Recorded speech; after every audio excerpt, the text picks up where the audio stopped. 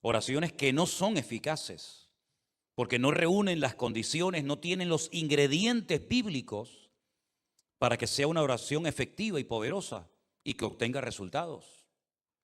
Porque no solamente nos alegra saber que nuestro Dios, cuando oramos, nos escucha, nos oye, sino que además nuestro Dios también responde a la oración que hemos hecho.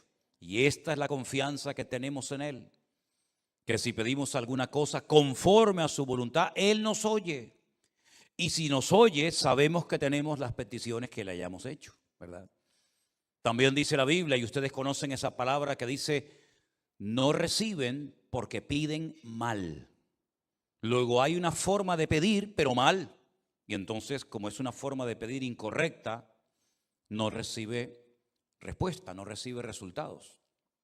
Lo bueno de la oración es que se puede hacer en cualquier lugar, a cualquier hora y en cualquier postura. Por ejemplo, es curioso notar que cuando fue derramado el Espíritu Santo en el día de Pentecostés, Hechos capítulo 2, estaban orando juntos, sentados. Curioso, ¿verdad? Uno se imagina que estarían seguramente de rodillas o tal vez de pie. No, dice, estaban sentados. Luego vemos que se puede orar sentado. Y se puede orar de pie. Y se puede orar postrado en una cama. Y se puede orar en cualquier postura. Y Dios escucha la oración de la persona que lo hace. Y no tiene uno que ir a un sitio en particular para que Dios escuche y responda a tu oración, sino que puedes orar en tu coche, en el hospital, en la cárcel, en la iglesia, en tu casa, cuando vas a trabajar, caminando por la calle, mientras cocinas. La oración se puede hacer de cualquier postura y en cualquier lugar y a cualquier hora. Puedes orar de día, de tarde, de noche, de madrugada, cuando quieras, con voz alta o con voz baja, ¿verdad? La oración es algo realmente increíble. Dios la ha puesto tan fácil, tan accesible para sus hijos, que no hay excusa para no orar cuando queramos y donde queramos y en la postura que estemos. Amén. Imagínate que el Señor dijera, solamente voy a oírles si van a tal sitio y se ponen de esta manera a tal hora. Pero gracias al Señor no hay barreras para la oración. El Señor la ha puesto accesible para todos sus hijos cuando ellos quieran. Vamos a ver 3 ejemplos de oración en los cuales llevo pensando hace días y hoy me he decidido a compartir este mensaje. Vamos a ver una oración que se elevó en el Antiguo Testamento, en Primera de Reyes capítulo 18, por parte de un grupo grande de hombres que eran servidores de un ídolo llamado Baal. La palabra Baal en el Antiguo Testamento, en hebreo, significa Señor. Baal significa Señor. Baalí es mi Señor. Es decir, que se le puede llamar a Dios Baal, no, porque la palabra para Señor, para nuestro Dios es Adonai, Adonai. Pero la palabra Baal también significa Señor y es la palabra que Sara utilizaba para dirigirse a su marido. Dice la Biblia que ella llamaba a su marido Señor. ¿Cómo lo llamaba? Baalí, mi Señor. Pero no utilizaba Adonai, porque ese es el nombre que se utiliza únicamente para nuestro Dios. Y estos hombres oraban y hacían una serie de cosas que aparentemente eran muy llamativas, pero no eran oraciones eficaces. No obtuvieron resultado. Es más, hicieron el ridículo, pero ni aún así reconocieron que se estaban equivocando en su forma de orar y a quién dirigían sus oraciones. Primera de Reyes capítulo 18, encontramos a Elías en una cordillera montañosa al norte de Israel, cerca de la costa llamada la cordillera o el Monte Carmelo, donde hoy en día hay un mirador muy bonito al cual me gusta llevar a los hermanos cuando van a visitar a Israel, porque desde una azotea hay una panorámica espectacular. Yo creo que es una de las visiones más hermosas del mundo. Es el Valle de Meguido, donde se va a llevar a cabo la famosa batalla de Armagedón. Y es una visión tremenda porque desde esa azotea puedes explicar casi 3/4 partes de la Biblia. Allí dices, mira, allí se produjo la muerte de Saúl y de sus hijos por mano de los filisteos. En aquel monte fue la transfiguración del Señor Jesucristo cuando se apareció Moisés y Elías. Mira, ¿ves allí? Allí fue donde peleó Débora, Barak, Sísara en la batalla, ¿verdad? Mira, ¿ves aquello? Aquel es el famoso monte Hermón, allá a lo lejos, que menciona el Salmo 133. Y puedes explicar muchas cosas de la Biblia. Y por supuesto cosas que van a ocurrir en el libro del Apocalipsis, según se nos relata. Y en ese monte, Elías convocó a todo el liderazgo del culto falso a Baal. Y oraban de tal manera que sorprende mucho lo que ellos hacían. Vamos a leer a partir del versículo 26. Primera de Reyes 18, 26. Ellos tomaron el buey que les fue dado y lo prepararon. E invocaron el nombre de Baal desde la mañana hasta el mediodía, diciendo, Baal, respóndenos. Pero no había voz ni quien respondiese. Entre tanto, ellos andaban saltando cerca del altar que habían hecho. Todos conocemos la historia. Elías le dijo, orad, clamad, invocad a vuestro Dios. Y si vuestro Dios es el verdadero, que responda por fuego, que lo demuestre. Y después yo oraré a mi Dios. Y si Él responde por fuego, entonces mi Dios es el verdadero. Ellos creían, estaban sinceramente equivocados. Ellos creían que si invocaban, si gritaban a Baal, Baal respondería por fuego. Y de hecho lo hicieron. Ellos no dijeron, no vamos a jugar a esto, porque vamos a hacer el ridículo. Déjalo. No, ellos creían que Baal les respondería. No hay nada peor que una fe equivocada. No hay nada peor que una fe puesta donde no se tiene que haber puesto. Ellos clamaron desde la mañana hasta el mediodía, y aconteció que al mediodía, versículo 27, Elías se burlaba de ellos. Y les decía, gritad en alta voz, porque Dios quizá está meditando, o tiene algún trabajo, o va de camino, tal vez duerme y hay que despertarle. ¿Qué sentido del humor tenía Elías, metiéndose, burlándose con ellos? Pero ellos seguían totalmente convencidos de que allí Baal respondería a su oración. Y entonces ellos clamaban a grandes voces, como si levantando el volumen su Dios los iba a escuchar más. Y se sajaban con cuchillos y con lancetas, conforme a su costumbre. Se hacían cortes, se abrían la piel hasta chorrear la sangre sobre ellos. Bueno, vamos a añadirle, a las danzas, vamos a añadirle gritos, vamos a añadirle sangre, a ver si de esa manera sacudimos el trono de Baal y responde. Pasó el mediodía y ellos siguieron gritando frenéticamente hasta la hora de ofrecerse el sacrificio, pero no hubo ninguna voz, ni quien respondiese, ni escuchase. ¿Qué les parece? Ellos estaban totalmente convencidos de que sus gritos, todo lo que hacían, iba a demostrar que el verdadero Dios en Israel era Baal. Pero se equivocaron. Se equivocaron rotundamente, hicieron el ridículo. Y ese día en aquella cordillera, cuando el Señor respondió a la breve oración, sencilla y corta oración de Elías, que se tarda muy poco en hacerla, Elías aprovechó la oportunidad, la ocasión, para demostrarle al pueblo de Israel que el verdadero Dios era el Dios de Abraham, de Isaac y de Jacob. Y los degolló, a todos los degolló en aquel monte. Tremendo, ¿verdad? Dios respondió a la oración de su pueblo. Tenemos una oración muy breve, más que una oración, es como casi una especie de acción de gracias. Y es la que encontramos en el Evangelio de Juan capítulo 11. cuando Jesús llega a la casa de Marta y de María y se las encuentra destrozadas porque su hermano Lázaro, el único hombre de la casa, ha muerto. Y el presente y el futuro de Marta y de María es terrible. Y no solamente porque tienen miedo, digamos, a su vida económica, sino que además, el Señor les ha fallado según ellas pensaban. Porque lo mandaron a llamar hacía días y no apareció. Ellas que se habían portado tan bien, que habían agasajado tan bien al maestro, que habían abierto su casa para que él comiera con sus discípulos y con toda la gente que siempre venía detrás del Señor. Y el único favor que le piden resulta que no se lo concede.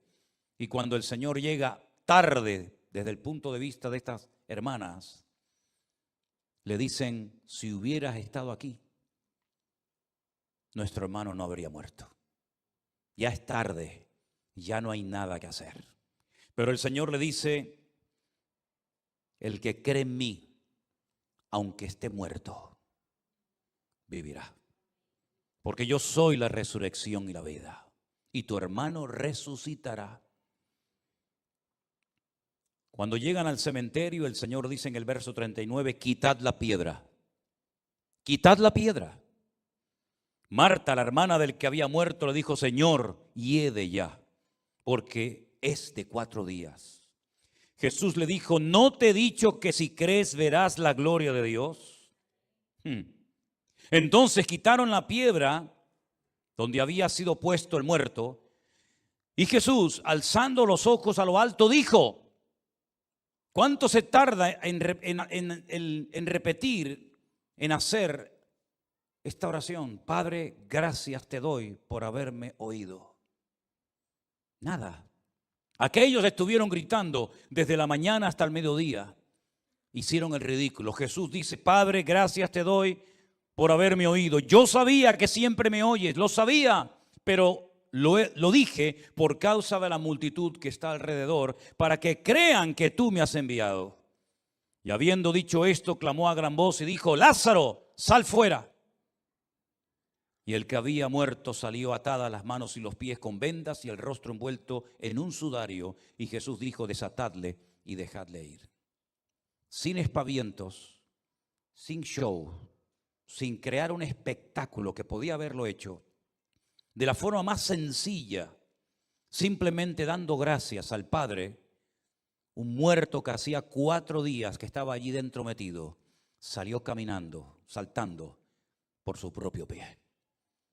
Algo tienen estas 2 oraciones que hemos visto, que es lo que podríamos llamar o clasificar como oraciones eficaces. Los otros no obtuvieron resultados. Los otros perdieron el tiempo.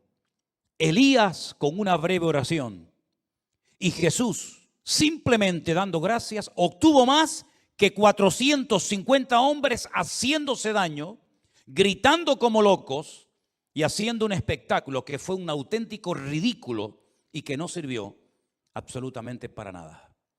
Pero una de las oraciones que más me ha llamado a mí la atención es la que hace una mujer. Una mujer que lo lleva pasando muy mal hace años. Y yo he estado esta semana leyendo y estudiando palabra por palabra. Lo he leído en español, lo he leído en hebreo. He consultado 4, 5, 6 o 7 versiones diferentes y he disfrutado muchísimo de la oración de Ana en 1 Samuel capítulo 1. Vamos a leer esta historia, por favor. 1 Samuel capítulo 1, verso 1 dice que había un hombre, un varón de Ramataim de Sofín, en el monte de Efraín, que se llamaba Elcana. Era hijo de Jeroboam, de Eliú, de Tohu, de Suf, Efrateo. Él menciona a todos sus antepasados. Y este hombre tenía 2 mujeres. Y la primera pregunta que surge es: ¿cómo es posible que un creyente ya a estas alturas de la vida, sabiendo lo que la Torá enseñaba y sabiendo que Dios creó a un hombre para una mujer y a una mujer para un hombre, cómo es posible que a estas alturas de la historia de Israel todavía haya personas que tengan varias esposas, en este caso 2. La poligamia en aquellos tiempos estaba muy arraigada a las culturas. Era muy normal que un hombre tuviera varias mujeres. Incluso el Cana, que era un adorador del Dios vivo y verdadero, no se conformaba con una, sino con 2. Luego también tenía 2 suegras, no solamente 2 esposas. El nombre de una era Ana y el nombre de la otra Penina. Y Penina tenía hijos, mas Ana no los tenía. Ahora, había una costumbre que cuando un hombre tenía varias esposas, a una la tenía única y exclusivamente para presumir de lo hermosa que era, y a las otras las tenía para parir hijos, para que de esta manera, digamos, que se pudiera conservar mejor físicamente. Pero también en la cultura de la época, una mujer estéril, una mujer que no podía dar a luz hijos, en aquella época, se consideraba una maldición, porque Dios es el dador de la vida y es el que impide, o el que ellos creían que impedía, que una mujer fuera estéril. Pero Ana, como buena creyente que era, sabía que en el pasado mujeres estériles como ella habían sido sanadas milagrosamente por el poder de Dios. Y la primera mujer que seguramente Ana tenía en su mente era la matriarca Sara, la esposa del patriarca Abraham, que siendo estéril y de avanzada edad, el Señor la visitó y tuvo a un hijo llamado Risa o Isaac. Y no solamente ella pensaba en Sara, sino después pensaba seguramente también en la esposa con la que se casó Isaac, que por cierto también fue estéril, Rebeca. Pero el Señor, dice la Biblia, que la sanó cuando su marido oró por ella. Y después quedó embarazada de 2 hijos, gemelos, Jacob y Esaú. Y curiosamente, la tercera generación, Raquel, también es una mujer estéril, pero era la mujer que Jacob amaba con toda su alma y con todo su corazón. Y Dios la sanó y tuvo 2 hijos de ella, José y Benjamín, y murió en el parto de uno de ellos. Así que ella sabía perfectamente que si Dios quería, la podía sanar, como sanó a estas 3 mujeres y como sanó a la madre de Sansón y probablemente a alguna otra mujer que ni siquiera menciona en la Biblia. Ahora, lo interesante de la historia es que todos los años, versículo 3, aquel varón, es decir, el Cana, subía de su ciudad para adorar y ofrecer sacrificios al Señor de los ejércitos en Shilo. En aquel tiempo el tabernáculo estaba en aquel lugar llamado Shilo, donde estuvo muchísimos años. Y allí había los hijos de Elí, que era el sacerdote de la época, hijos que se llamaban Ofni y Fines, o Pinjas, como se dice en hebreo, que eran sacerdotes de Dios. Cuando llegaba el día en el que el Cana ofrecía el sacrificio, le daba a Penina su mujer y a todos sus hijos y a todas sus hijas, a cada uno su parte, pero a Ana, aunque Jehová no le había dado, a Ana le daba una parte escogida porque amaba a Ana, aunque el Señor no le había concebido tener hijos. Y su rival, Penina, escuchen, la irritaba, la enojaba y la entristecía, porque el Señor no le había concedido tener hijos. Todos los años la misma historia. Todos los años, cada vez que se trasladaban de su ciudad a Shilo para adorar al Señor y presentar los sacrificios correspondientes, porque todavía no existía el templo de Jerusalén, todos los años la misma historia. La otra se reía, enfadaba, se burlaba, pinchaba, irritaba a Ana. Todos los años la misma canción.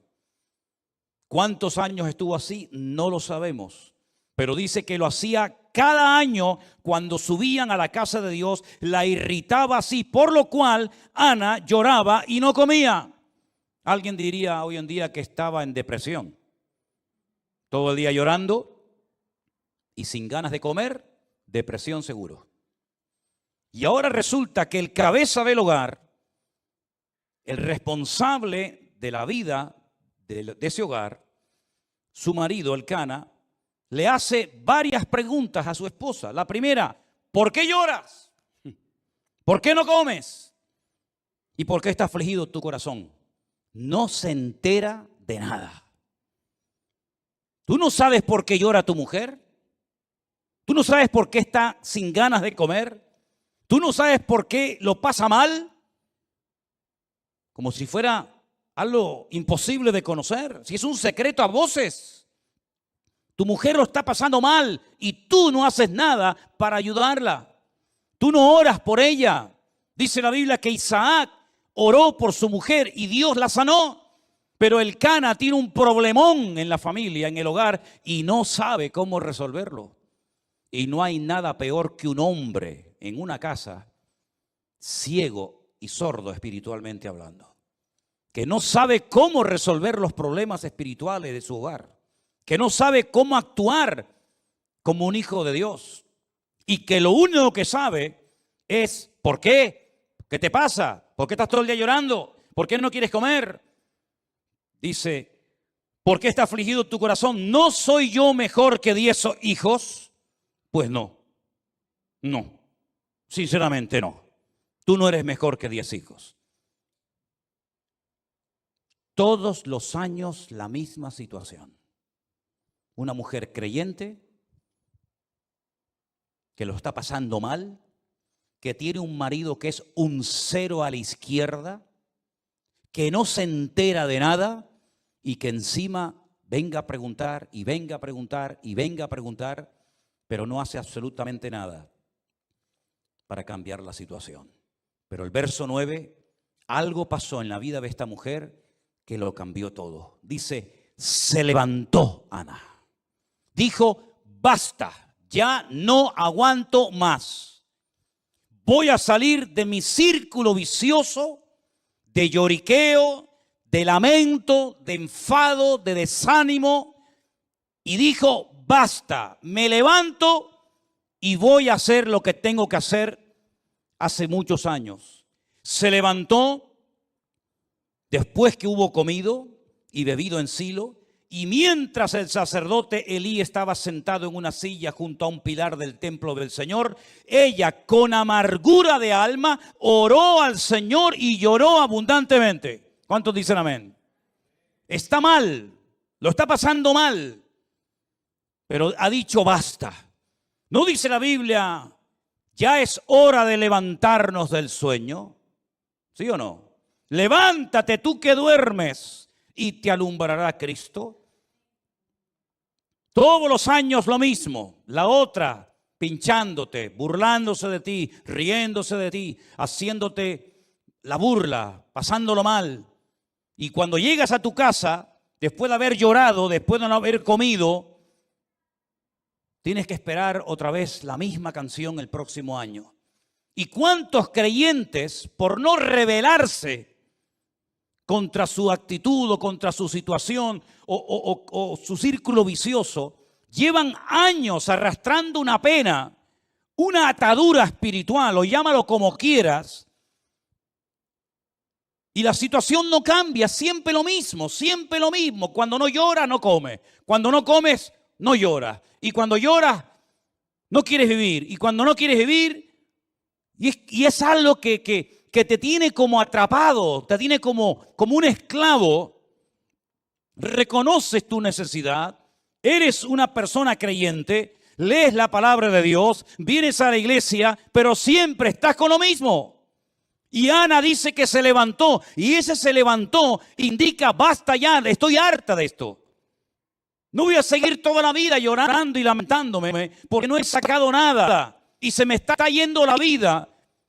Y lo que yo quiero es que Dios tenga misericordia de mí y me ayude. Porque con mi marido no se puede contar para nada. Y con el sacerdote Elí, menos todavía. Aquí el único que me puede ayudar y levantarme y cambiar la vida es mi Dios. Y a Él voy a clamar y a Él voy a orar. Y voy a deshogarme delante del Señor. Y si Dios no me responde, pues por lo menos lo intenté. La historia sigue diciéndonos que hizo un voto. Hizo un voto. Una promesa. Le dijo a Dios, Dios de los ejércitos, si tú te dignares mirar a la aflicción de tu sierva y te acordares de mí y no te olvidares de tu sierva, sino que me dieres un hijo varón, yo lo dedicaré al Señor todos los días de su vida y no pasará navaja sobre su cabeza. Ese era un voto de nazareo, una persona consagrada solamente para el Señor. Mientras ella oraba largamente delante del Señor, Elí la estaba observando y veía que se le movía la boca. Pero Ana hablaba en su corazón. Solamente se movían sus labios y su voz no se oía. Y Elí la tuvo por ebria.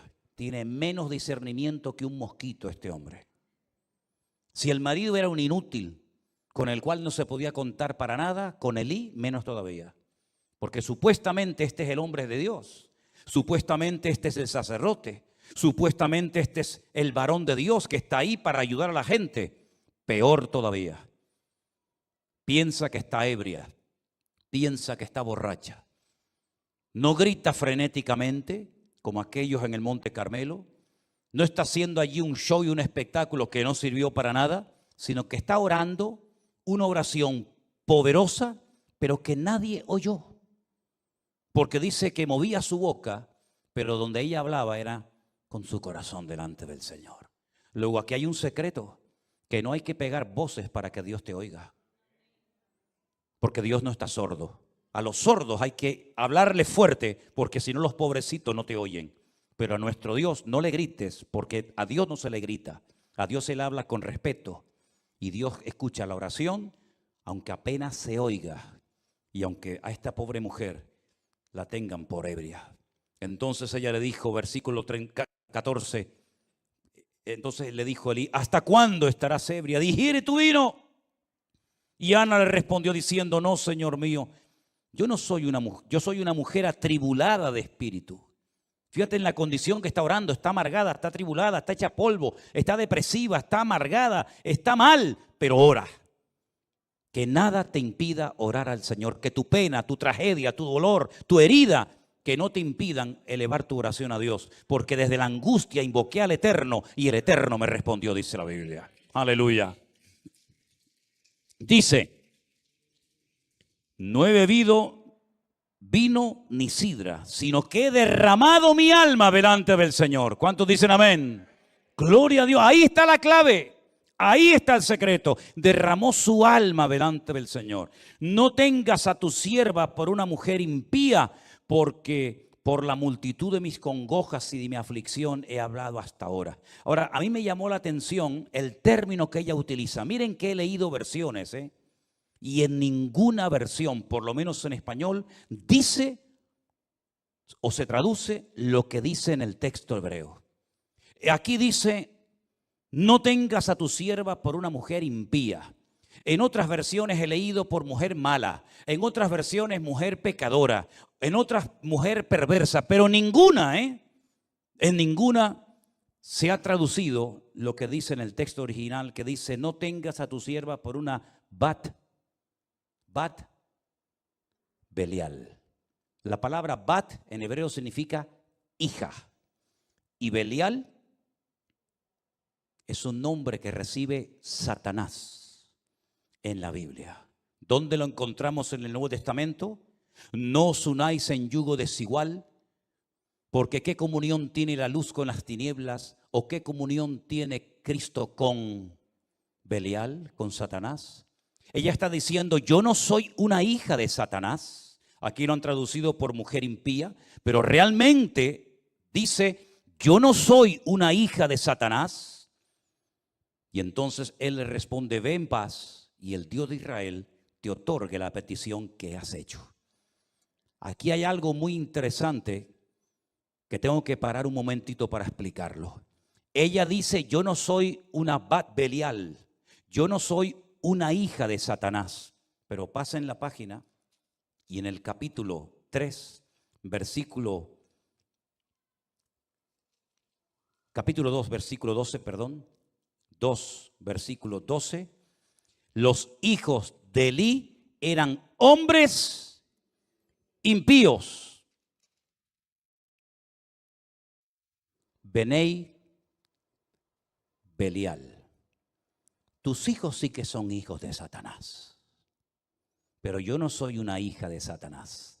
Aquí le manda un mensaje subliminal al sacerdote diciendo: tú a mí me confundes, tú a mí me tomas por una hija de Satanás. Los hijos de Satanás son tus hijos, que lo dice aquí en el capítulo 2, versículo 12. Los hijos de Eli eran hijos de Satanás y no tenían conocimiento del Señor. Me impactó mucho, por lo menos a mí, mientras estudiaba y preparaba este mensaje para el día de hoy. En el peor momento de la historia de Israel, cuando hay una corrupción moral y espiritual sin precedentes, esta mujer se pone en pie y dice: basta.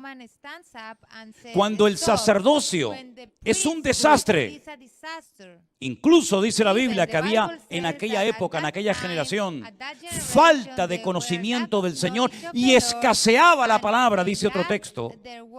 En aquel tiempo de bancarrota espiritual, de crisis nacional, se levanta esta mujer y dice: basta. Y se pone a orar y clama delante de Dios y cambia el rumbo de la historia de su país. Porque algo que Dios ha hecho a lo largo de la historia es, en el peor momento político, económico y espiritual de un pueblo, es cuando Dios levanta a un Salvador, a alguien, para que marque una diferencia y le indique al pueblo de Dios por dónde tiene que ir y por dónde no tiene que ir. Lo hizo en Egipto. Dios levantó a un preso, a un esclavo llamado José. Un hombre que ni sus hermanos carnales querían, de hecho lo querían matar, y milagrosamente fue protegido por el Señor en el peor momento de la historia, cuando no hay esperanza, cuando hay sequía, cuando hay miseria, cuando hay hambre, cuando no hay posibilidad alguna. Dios levanta en medio de la crisis mundial a un hombre llamado José, que gracias a él millones de personas en aquella época salvaron su vida de la muerte. En el peor momento, cuando Jerusalén estaba siendo sitiada por las tropas enemigas del rey Nabucodonosor, cuando los reyes eran corruptos, cuando el templo era una cueva de ladrones, cuando no había palabra de Dios, cuando había falsas profecías, cuando había manipulación de la palabra, cuando venían y enseñaban palabra que no era inspirada por Dios, creando una falsa expectativa en el pueblo, Dios levantó a un profeta llamado Jeremías, que le dijo al pueblo durante 40 largos años lo que tenían que hacer y lo que no tenían que hacer. Dios levantó un hombre de Dios tremendo en medio de la peor corrupción moral y espiritual y en medio de la peor tragedia que jamás había vivido Israel hasta entonces, como fue la destrucción del templo de Jerusalén, siendo llevados cautivos a Babilonia. Allí Dios levanta a un hombre llamado Daniel, que le dice al pueblo lo que tienen que hacer y lo que no tienen que hacer. Cuando el peor imperio de toda la historia de la humanidad, un imperio corrupto, sin piedad, sin misericordia, que mataba a la gente por cualquier cosa, el imperio romano, cuando el pueblo de Israel estaba con la soga al cuello, oprimido, pagando tributos que era imposible poder pagarlos, Dios levantó un Salvador, que fue nuestro Señor Jesucristo, en medio de la peor crisis histórica y política y espiritual de la historia de la humanidad. Y por eso el anticristo, imitando lo que Dios ha hecho en el peor momento de la historia de las naciones, cuando todo esté destrozado, sin esperanza, sin solución, cuando el dinero no valga nada, cuando una barra de pan costará el sueldo de todo un día de trabajo, es cuando se levantará el famoso anticristo para ofrecerle al mundo paz y seguridad. ¿Qué te parece? Es en los peores momentos de la historia, cuando escasea la palabra, cuando hay corrupción en el liderazgo, cuando hay falta de palabra, cuando hay manipulación de las escrituras, cuando hay abuso de poder, cuando es un tiempo de bancarrota y de crisis espiritual, Dios siempre levanta a alguien para que marque una diferencia y le diga al pueblo: no es por ahí, no es esa forma, no es esa palabra, sino es por este sendero. Y Dios siempre levantará a alguien para que indique lo que tenemos que hacer en tiempos de crisis y tiempos de necesidad. ¿Cuántos dicen amén? Gloria a Dios por Ana, que se levantó y dijo: basta. Porque si ese año, con sus llantos, con sus lamentos, con su irritación, con su enfado, con su depresión, si hubiera vuelto otra vez a Ramataín, donde vivía Elcana y la otra, hubiera sido siempre lo mismo, y la historia se hubiera perdido al hombre que marcó una diferencia en la historia de Israel como yo creo como ningún otro. Porque es verdad que Samuel no hizo los grandes milagros de aquellos profetas como Elías y Eliseo. Nunca hizo flotar hachas que se habían hundido en el río y las hacía flotar como si fueran corcho. Nunca resucitó muertos ni limpió leprosos, como por ejemplo en el río Jordán fue sanado de la lepra de Naamán. Nunca hizo milagros espectaculares, pero Samuel entendió el corazón de Dios como nadie. Fue ese eslabón entre los jueces que ya no servían y entre esa futura monarquía que iba a llevar al país a una profunda depresión y a una crisis sin precedentes. Fue un hombre que marcó una diferencia y que siempre tuvo palabra de Dios específica para los hombres que querían agradar al Señor en aquella época. Fue el que preparó a muchos profetas que luego ayudaron a los reyes, ¿verdad? Como consejeros en el palacio, aquella escuela de profetas que estaba, por ejemplo, en Jericó. La historia se hubiera perdido a un gran varón de Dios si aquella mujer no hubiera dicho: basta, basta del llanto, basta de lamento, basta, no dependas de ningún hombre, no dependas de nada ni de nadie, depende solamente de Dios, hermano y hermana. Mientras dependas de alguien, eres esclavo de ese alguien. Pablo dijo, o mejor dicho, el Señor dijo a través de la pluma de Pablo: cuando alguien es vencido por alguien, se hace esclavo de ese alguien. Y no te olvides nunca que el que paga, manda. Y a nosotros quien nos paga y quien nos sustenta es el Señor, es mi pastor y nada me faltará. Le dije a los pastores en Milán: si ustedes tienen miedo a hablar claramente la palabra de Dios en vuestros púlpitos, por miedo a que se marche la gente y perdáis vuestro sueldo, vosotros no servís para estar en el ministerio.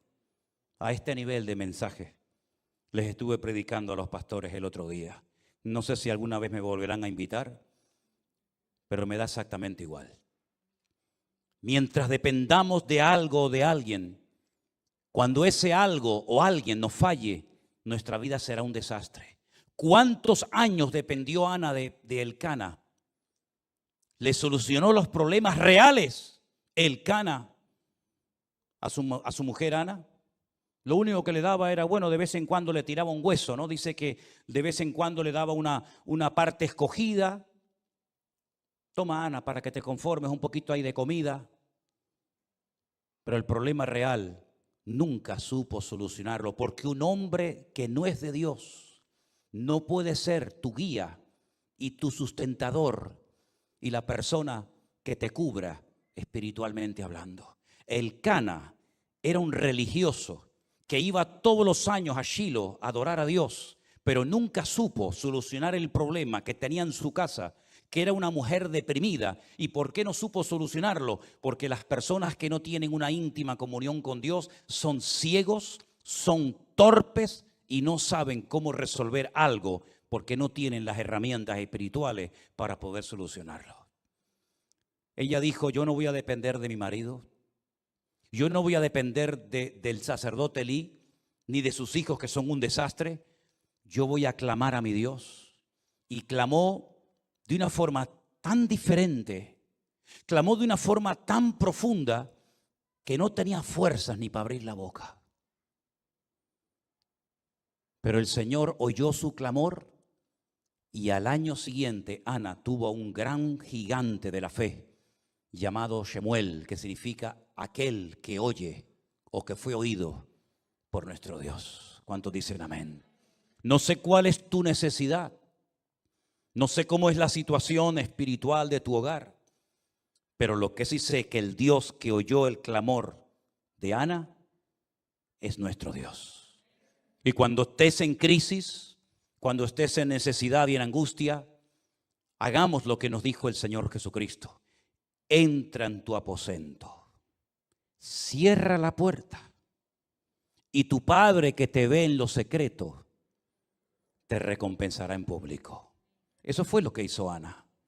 El marido hacía todo para que la gente lo viera. El cordero, la cabra, el buey, el sacrificio, siempre era todo a la vista de los demás. Pero esta mujer descubrió el secreto de estar en intimidad con Dios, en la privacidad con Dios. Nadie oyó su oración. Es más, aquel que tenía que apoyarla espiritualmente hablando, la tuvo por ebria. Y le tiene que dar una explicación ella, el sacerdote, en vez del sacerdote ministrarle a ella. Pero es que sí, así era aquella época. Falta de conocimiento. Un niño, el de ella, Samuel de pequeño, oía mejor la voz de Dios que el mismo sacerdote, que estaba ya tan cansado y estaba tan desgastado por fuera y por dentro, que ya estaba sordo a la voz de Dios. Estamos viviendo en una época de crisis moral, espiritual, de abusos o de abuso de poder. Pero queridos hermanos, en medio de esta tormenta en la cual estamos viviendo, Dios quiere levantar a su iglesia. Dios quiere levantar a su pueblo para que este mundo sepa que hay esperanza cuando clamamos con toda nuestra alma y con todo nuestro corazón a nuestro Dios. Si ustedes observan y analizan la historia de la iglesia en su conjunto, en las últimas décadas, los últimos 30 o 40 años, prácticamente hoy en día, de aquellos grandes evangelistas, de aquellos grandes y famosas estrellas del evangelio, no queda en pie ni uno. Y es que estamos viviendo en una época en la que Dios a quien quiere levantar es a su iglesia.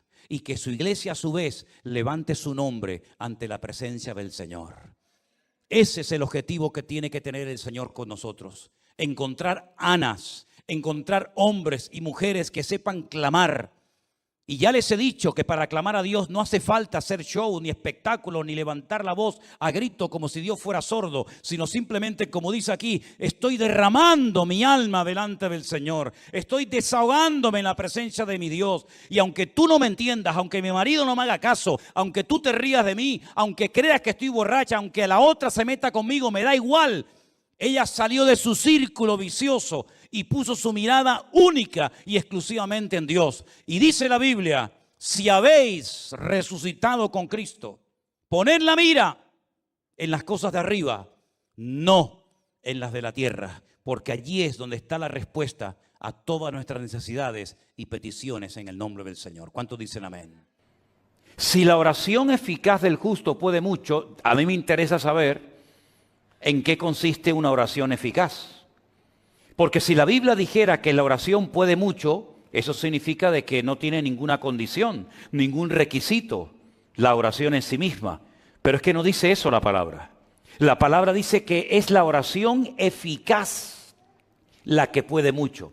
Si ustedes se dan cuenta, esa última frase, la oración eficaz del justo puede mucho, es la última parte de un versículo que empieza diciéndonos lo que hay que hacer para que mi oración sea eficaz. Porque muchas veces decimos, la oración eficaz es la que se hace en el nombre de Cristo. ¿Es verdad? ¿Es verdad? No hay nada que añadir, no hay nada que objetar. La oración eficaz es la que oramos conforme a la voluntad de Dios. ¿Es verdad?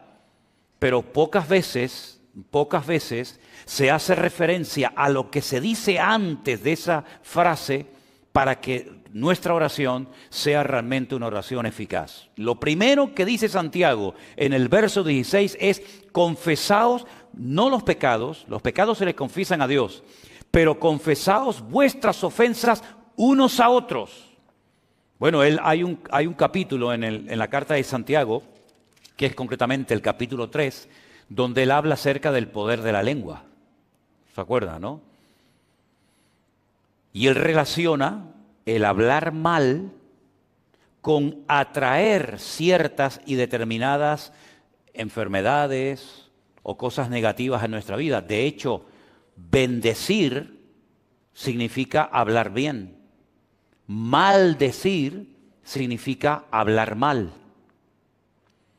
Entonces fíjense cómo en la mentalidad del judío siempre La enfermedad es sinónimo de que algo malo esa persona ha dicho. ¿De dónde arranca esa costumbre o esa tradición de que el que habla mal, el que se comporta mal, puede llegar a traer una enfermedad? ¿Saben de dónde arranca esto? No de los tiempos de Adán y Eva, no.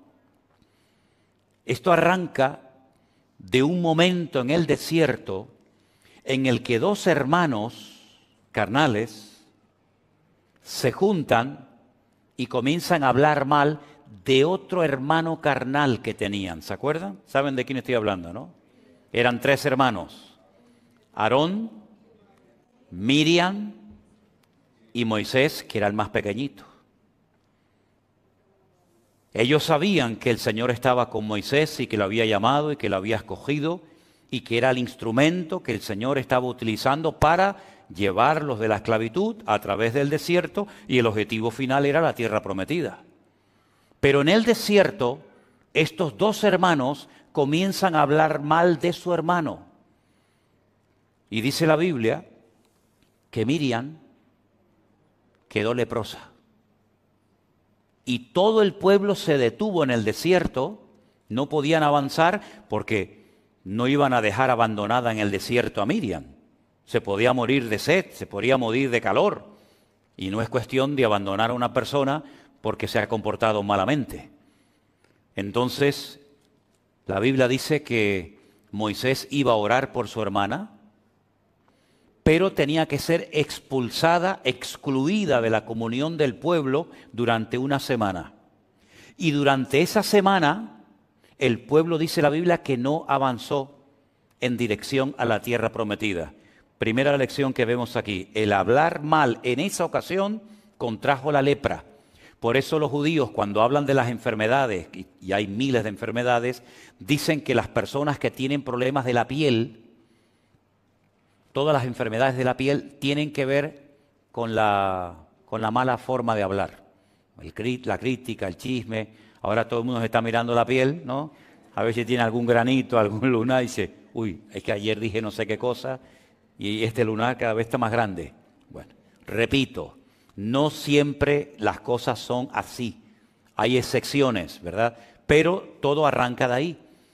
La Biblia nos enseña que el pueblo estuvo esperando a que el Señor sanara y restaurara la vida de Miriam. Algunos me han preguntado, pero es que los que hablaron mal fueron dos, Aarón y Miriam. ¿Por qué solamente quedó leprosa Miriam y no Aarón? Y tengo que confesarles que no tengo respuesta. No lo sé.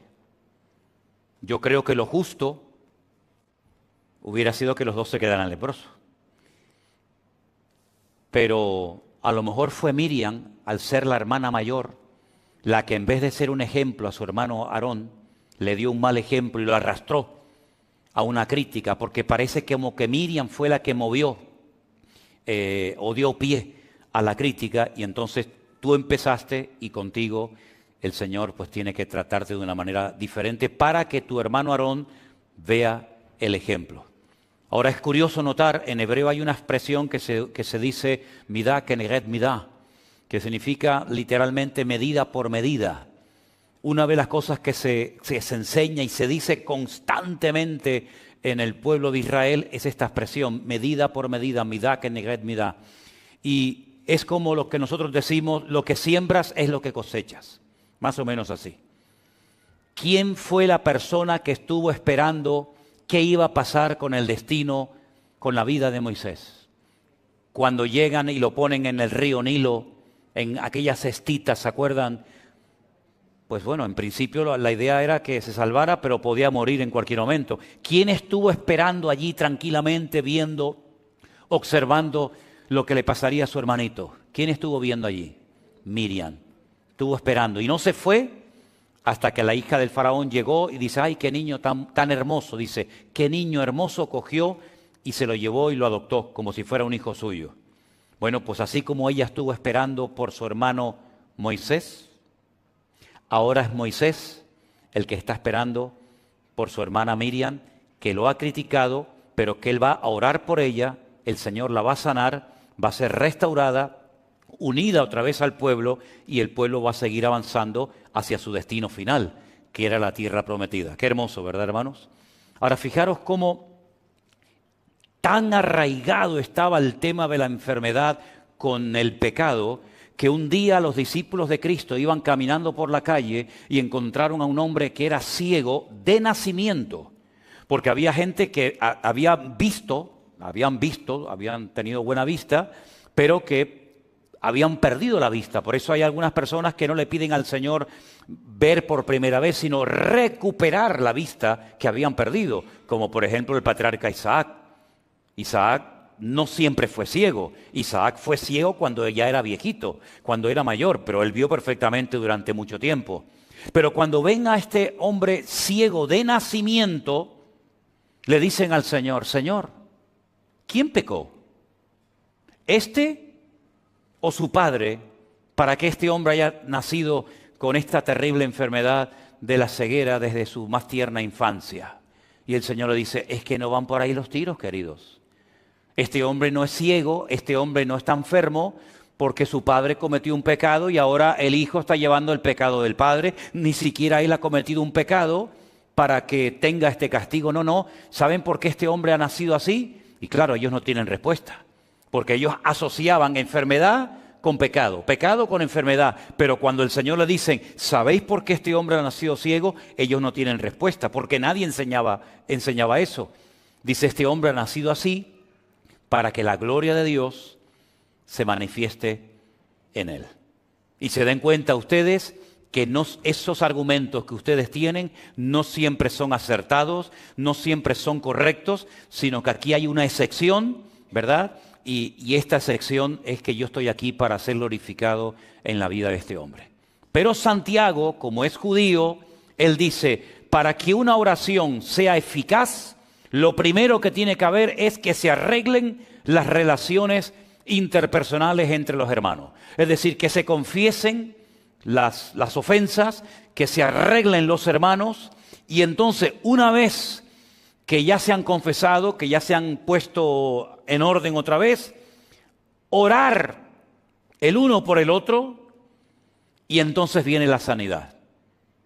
Fíjate qué curioso cómo a veces en nuestra vida, sin darnos cuenta, la cultura, la educación que hemos recibido, el trasfondo religioso del que venimos, el país del que venimos, etcétera, etcétera, cómo en un momento determinado en nuestra forma de orar, en nuestra forma de predicar, en nuestra forma de vivir la vida, puede en un momento determinado ejercer una influencia tan grande que Santiago dice: sí, la oración eficaz del justo puede mucho, pero un momento, primero hay que pedir perdón, luego hay que orar, tenemos que llevarnos bien entre nosotros y luego la oración es eficaz, pero antes no.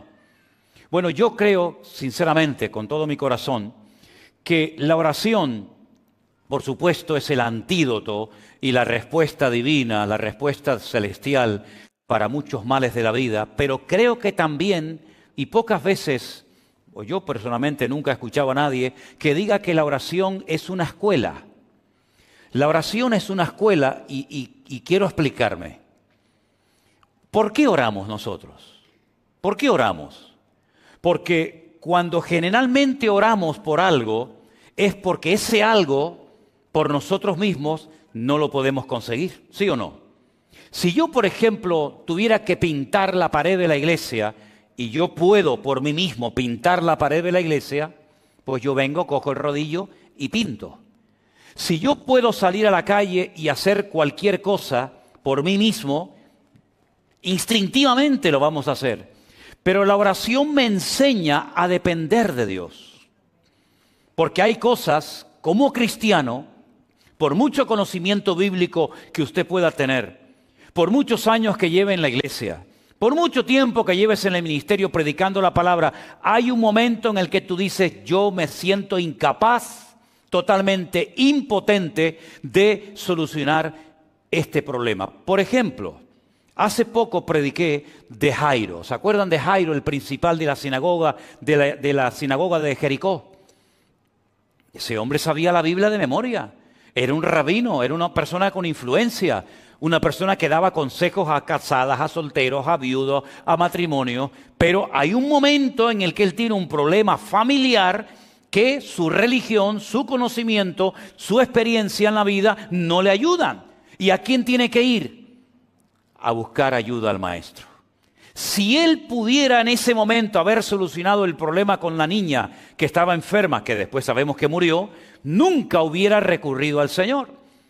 Pero la enfermedad de su hija, posteriormente la muerte de su hija, lo impulsa a buscar al Señor. Y ahí hay una lección muy importante.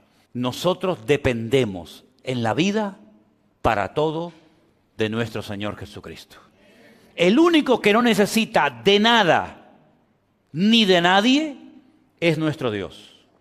Pero nosotros muchas veces a lo largo de nuestra vida vamos a tener que orar, no solamente para dar gracias, sino para pedir misericordia, para pedir sanidad, para pedir sabiduría y tantas cosas que no vamos a poder obtener por nosotros mismos. Esa es la primera lección de la escuela del taller de la oración, la dependencia que tenemos del Señor. Segunda lección, ¿por qué oramos? Porque sabemos que Dios nos oye, ¿sí o no? Si nosotros supiéramos que Dios no nos va a oír, seguramente no oraríamos, ¿sí o no? ¿Sí o no? Pero dice la Biblia, esta es la confianza que tenemos en Él, que si pedimos alguna cosa conforme a su voluntad, sabemos que Él nos oye. Y si sabemos que Él nos oye, tenemos las peticiones que le hayamos hecho. Segunda lección, nuestro Dios nos oye porque no es un Dios sordo. Esto que para nosotros es normal, orar por la comida, orar por un hijo que se va a la escuela, orar por un principio de un culto, orar por cualquier actividad, esto ya lo hemos aprendido y lo tenemos tan interiorizado que para nosotros no es ningún problema saber que cuando oramos al Señor, el Señor está oyendo nuestra oración. Tercera lección que enseña la oración, que Dios no solamente me oye, sino que Dios responde. Y hay muchas pruebas y testimonios, yo creo que aquí entre nosotros y los hermanos que nos están viendo esta noche en sus hogares, que nuestro Dios no solamente nos oye, sino que nuestro Dios nos responde. ¿Hay alguien aquí que en algún momento de su vida pidió al Señor algo y el Señor se lo concedió? Entonces es algo que no hace falta enfatizar demasiado, porque todos sabemos perfectamente que Dios no solamente oye, sino que Dios también responde a nuestras oraciones. Entonces todo esto que les acabo de decir, el confesar los pecados, el no tener nada con ningún hermano o hermana, el orar los unos por los otros, todo esto son los ingredientes que me permiten a mí después ir a orar y saber que esa oración Dios la oye, Dios la responde y es una oración eficaz, es una oración efectiva. No es una oración que es una pérdida de tiempo, sino es una oración que obtiene los resultados por los cuales se hizo tal oración. ¿Se dan cuenta? El Señor Jesucristo, cuando está en el cementerio donde está enterrado Lázaro, ¿qué dijo? Padre, gracias te doy porque sé que siempre me oyes. Nunca dudemos de que nuestra oración, cuando se la elevamos a nuestro Dios, Dios siempre nos va a oír y si es su voluntad y el tiempo adecuado, el Señor responderá a nuestra oración. Pero creo que también a veces es bueno que nos examinemos a nosotros mismos. Además es bíblico, ¿sí o no? Cuando celebramos la Santa Cena solemos leer esos versículos de 1 Corintios que dice, probaos a vosotros mismos para que no seáis juzgados. Examinaos a vosotros mismos. Y en ese contexto de probarnos, en ese contexto de examinarnos a nosotros mismos, Pablo por ahí mete la idea y dice, porque por haber tomado indignamente el cuerpo y la sangre del Señor, muchos duermen. Muchos hay débiles entre vosotros y hay muchos enfermos. ¿Te das cuenta cómo una vez más Pablo demuestra bíblicamente que hay no siempre, pero hay momentos y circunstancias en la vida en la que algo que nos puede estar pasando es consecuencia de algo que estamos haciendo o diciendo mal. Porque repito, bendecir es hablar bien y maldecir es hablar mal. Por eso Santiago dice, la boca es como una fuente. Y una fuente, no existe en el mundo una fuente que echa agua dulce y al mismo tiempo agua salada. O echa agua dulce o echa agua salada, pero las dos cosas no puede ser. Y Santiago dice que a veces en nuestras lenguas, en nuestro vocabulario, en nuestra forma de hablar, salen palabras adecuadas y salen palabras inadecuadas o incorrectas. Y eso es lo que muchas veces paraliza, permítame la expresión, congela la oración. ¿Por qué? Porque no se están dando los ingredientes adecuados para que esa oración sea respondida por nuestro Dios.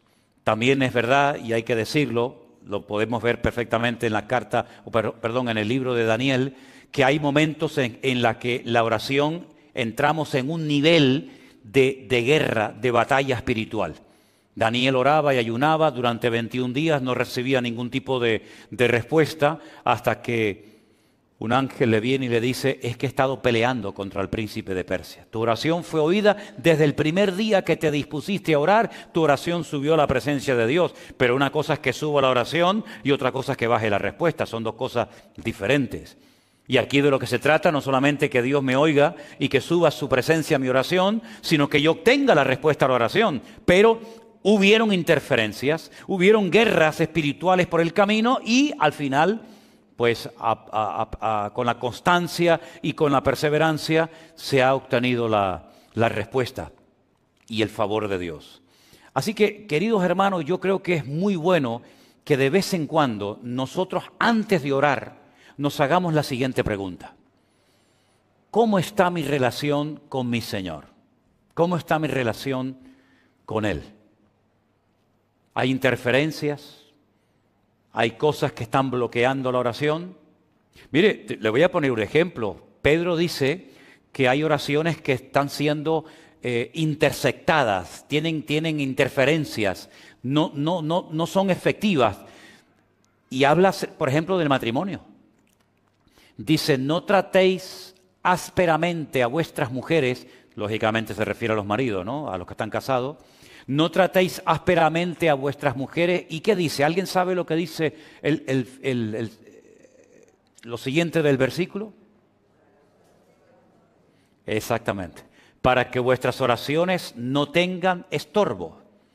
Y uno dice, ¿qué tiene que ver que yo haya discutido o peleado con mi mujer hace 10 minutos para después ir a la presencia del Señor y orar? ¿Es que Dios no me va a responder a mi oración? ¿La respuesta cuál es? No. ¿Pero por qué no? Porque ya te lo estoy diciendo. Porque has dejado a una persona herida, has dejado a una persona humillada, llámese esposa, hijo, marido, amigo, quien sea, has roto todo esto, has hecho un desastre y después te vas con toda tu cara a la presencia del Señor. Señor, respóndeme, Señor, ayúdame. Y el Señor dice, no, esto no funciona así. Esto no funciona así, querido. Si en el altar te acuerdas de que algo hay contra un hermano contra ti, deje su ofrenda en el altar, no pasa nada, no se la va a llevar nadie. Yo le espero. Vaya, reconcíliese con su hermano y una vez que haya arreglado su relación horizontal, venga a mi presencia y verticalmente las cosas van a fluir con toda naturalidad. Amén, hermanos. Parece fácil, ¿no? Pero es más fácil confesarle los pecados a Dios que pedirle perdón a un hermano. ¿Sí o no? Bueno, algunos dirán, a mí no me cuesta. Bueno, pues me alegro mucho y lo felicito. Pero esto es así como funciona. La oración no es tocar un botón y Dios tiene que responderme a todo lo que pido y a todos mis caprichos y a todos mis deseos, sino que a veces hay cosas que están afectando y tú te tienes que parar y honestamente decir, Señor, llevo mucho tiempo orando por esto, ¿Es que acaso Dios necesita 20 años para responderme a esta oración? Cuando aquel hombre le dijo al Señor, Señor, no hace falta ni que vengas a mi casa. ¿Para qué? Di la palabra. Con que digas la palabra, con que des la orden, problema solucionado. Y el Señor le dijo, en todo Israel he encontrado un hombre con tanta fe como este. Porque este hombre entiende el concepto de autoridad. Y él lo que sabe es que si yo doy la orden, automáticamente su criado será sanado. Entonces mi pregunta es, ¿y si yo le estoy pidiendo al Señor por algo y el Señor no da la orden y pasa un tiempo y otro tiempo y sigo y no hay respuesta? Yo creo que deberíamos de pararnos como cristianos mínimamente maduros que somos y preguntarnos, Señor, ¿hay alguna interferencia? ¿Hay algo que a lo mejor esté haciendo mal? ¿Algo que no me acuerdo y que está impidiendo que me llegue la respuesta a esta petición que llevo tanto tiempo haciéndote? Y si somos honestos, a lo mejor el Señor nos dice, mira, ay, no me acordaba yo de eso. ¿Saben que una vez le pasó a un gran hombre de Dios esto? Dios le había dado una gran promesa a un hombre de Dios y la promesa era la siguiente: todo lugar que pise la planta de tu pie, te lo daré a ti y a tu descendencia. Está claro, ¿no? Promesa maravillosa. Todo lo que pise la planta de mi pie, por supuesto dentro del territorio que Dios me ha designado, Dios me lo dará. Nadie te podrá hacer frente en todos los días de tu vida. Y si dudas que mi siervo Moisés se llevó la presencia de Dios a la otra vida y tú tienes menos, como estuve con Moisés, estaré contigo. Bueno, la promesa maravillosa. Atacan la ciudad de Jericó, la ciudad cae conquistada inmediatamente. Una victoria contundente para la gloria del Señor. Hasta todavía seguimos predicando de la victoria de Jericó a pesar de que han pasado miles de años. Pocos días después se van a un pequeño pueblecito llamado Hai, son derrotados, son humillados, hombres perdieron la vida, niños llorando porque su papá murió, mujeres viudas, un desastre. Josué se rasga las vestiduras y dice, aquí hay algo que no me encaja. Tú me dijiste que ibas a estar conmigo todos los días como estuviste con Moisés. Yo no me inventé eso. Eso es una promesa que tú me diste a mí. Tú me dijiste a mí que tú me vas a ayudar y que todo lugar que pise la planta de mi pie va a ser nuestro. Pues aquí algo ha fallado. Aquí no se ha cumplido la palabra. Un día me ayudas y otro día veo derrota. Un día estoy en la gloria y otro día bajo los infiernos. Algo ha pasado aquí. Él no sabía lo que había pasado. De hecho, no era él el que había cometido el pecado, sino alguien de su pueblo había cometido un pecado, un tal Acán, ¿se acuerdan? Y el Señor le dice, es que esto tiene solución. Todo tiene solución, todo. Dile al pueblo que mañana por la mañana se levanten y empiecen a pasar uno detrás de otro en fila india delante de ti. Y yo te voy a decir lo que pasa. Tú ahora mismo no te enteras, estás preocupado, estás nervioso, a lo mejor hasta un poco enfadado, pero yo te voy a dar una lección mañana por la mañana. Espera, tranquilo. Todo el pueblo comienza a desfilar, tribu por tribu, familia por familia, hasta que el Señor le dice, alto, para esa familia, sepáralos. Separó a toda una familia, los demás se pueden marchar. Quédese esta familia. Padre, madre, hijo, sobrino. De esta familia hay uno que el otro día hizo cuando fue a Jericó algo que yo había prohibido que se hiciera. Y ha traído esta maldición al pueblo. Y les dijo, ese es. Una vez que esta persona fue quitada del pueblo, ahora vayan mañana a pelear contra Hai o contra quien quieran y van a ver la bendición de Dios. Estas cosas solamente ocurrían en el Antiguo Testamento, en aquellos tiempos de Josué, de Moisés, de David. ¿O pueden ocurrir hoy en día? Por supuesto que sí. ¿Cuántas veces, queridos hermanos, nos hemos visto a lo mejor afectados? Porque hay personas que, como somos un cuerpo, porque la Biblia dice que la iglesia es el cuerpo de Cristo, oiga, si yo tengo un problema en la pierna, pues lo tiene todo el cuerpo. Y si yo tengo un problema en la vista, lo tiene todo el cuerpo. No es que el miembro va por su cuenta. No, es que nos afecta a todos, tanto lo bueno como lo malo. Y el Señor le dio una lección tremenda a Moisés cuando le dijo, saca a tu hermana del pueblo hasta que sea restaurada, hasta que yo la vuelva a sanar. Quiten a Acán del camino, del pueblo. Y cuando ustedes hagan su parte, cuando ustedes cumplan con todos los requisitos, la oración eficaz del justo podrá mucho. Pero no es la oración así en plan genérico la que funciona, sino aquella que antes de armarla, antes de pronunciarla y presentarla delante del Señor, es como un paquete, ¿no? Es como si yo voy a traerte algo y quiero que vaya lo mejor presentado posible. Yo no puedo llevar todo a pedazos. Me llevo mal con este, no hablo con la otra.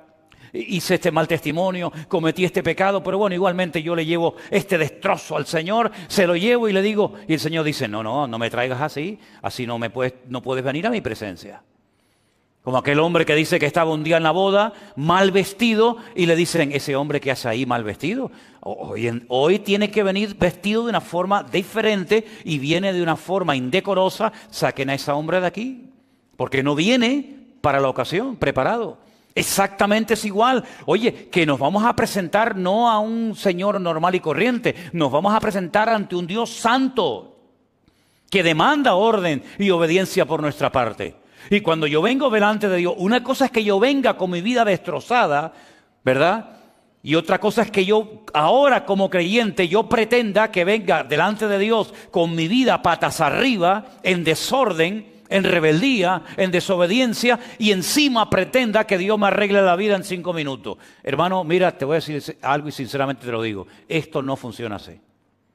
Esto no funciona así.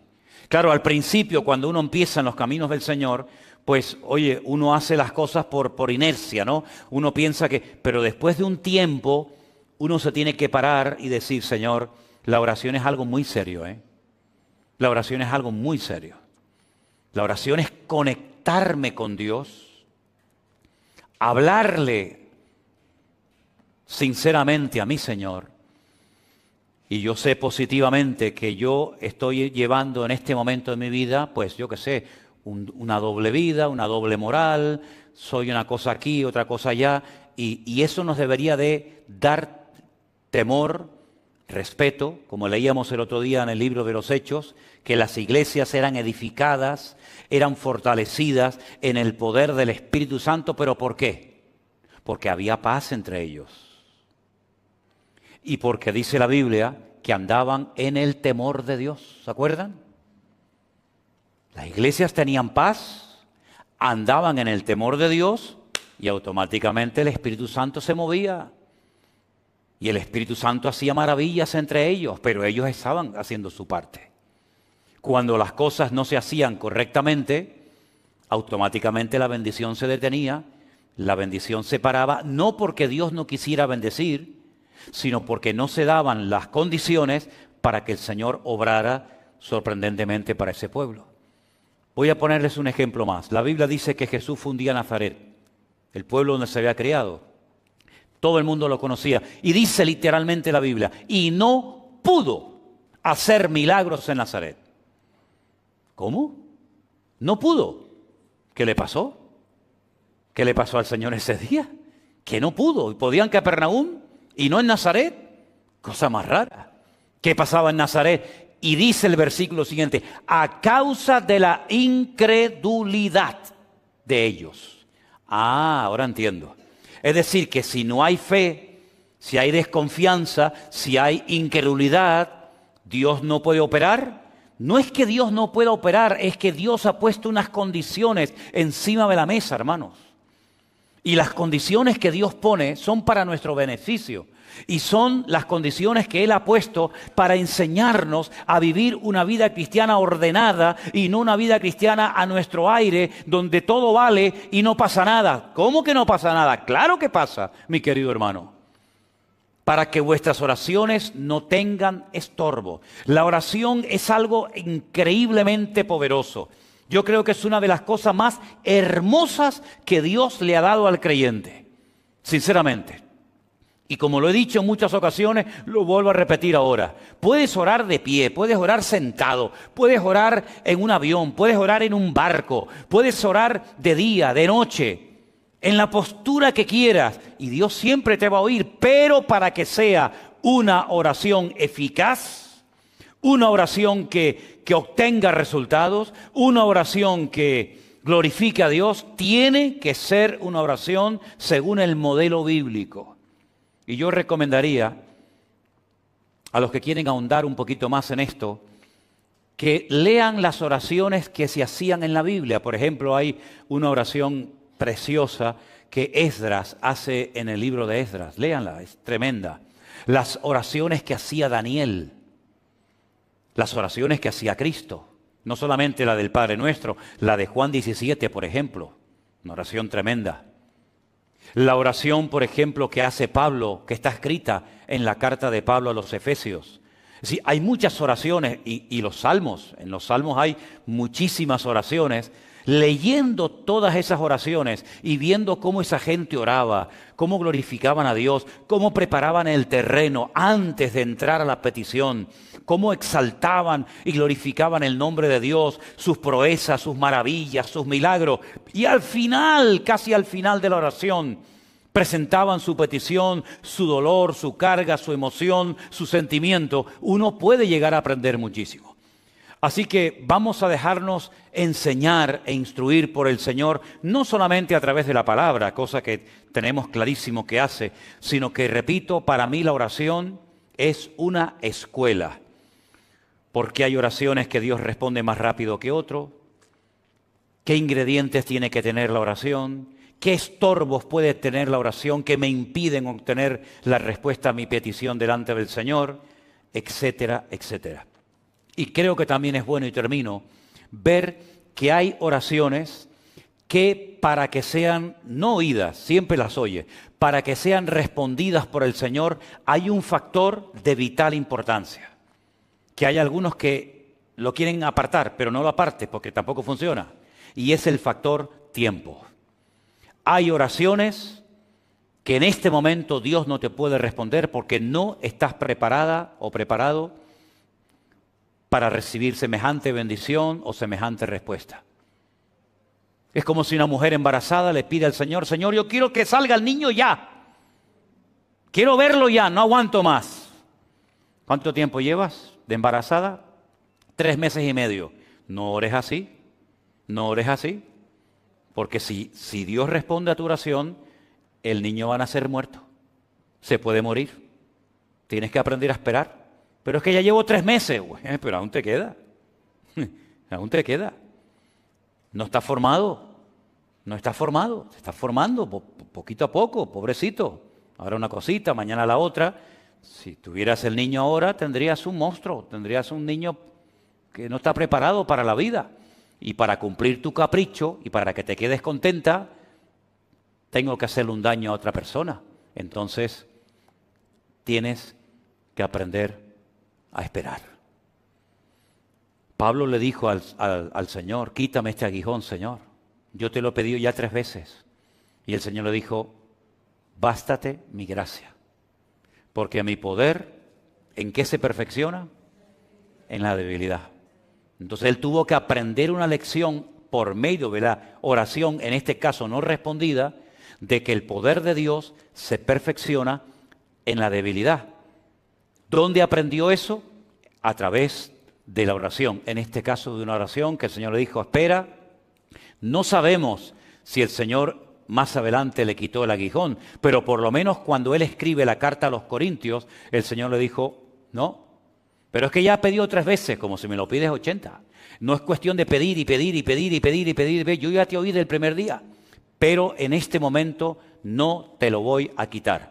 Porque él después reconoce, cuando Dios lo trata y le habla así tan directamente, dice, para que no me enalteciera sobremanera. Ah, amigo. Claro, porque dice que él conocía a un hombre. Él habla en tercera persona como de otra persona, pero es él el que está refiriéndose a él. Se conozca a un hombre que hace 14 años subió a la presencia de Dios y allí vio y oyó cosas inefables que no le ha sido permitido escribirlas. Es él el que vio y oyó eso. Y para que no me enalteciera sobremanera, el Señor me mandó este aguijón. Es decir, que la humildad no viene por leer la Biblia. La humildad no viene por cantar. La humildad viene por el aguijón. Y si quieres aprender a ser humilde y que no se te suba a la cabeza todo lo que sabes, que ni siquiera está en la Biblia escrito, y todo lo que has visto, que nadie lo ha visto, sino solamente tú, pues yo te tengo que mandar temporalmente un aguijón para que no te enaltezcas sobremanera. Entonces, a veces puede ser en un momento determinado de la vida que Dios nos manda un aguijón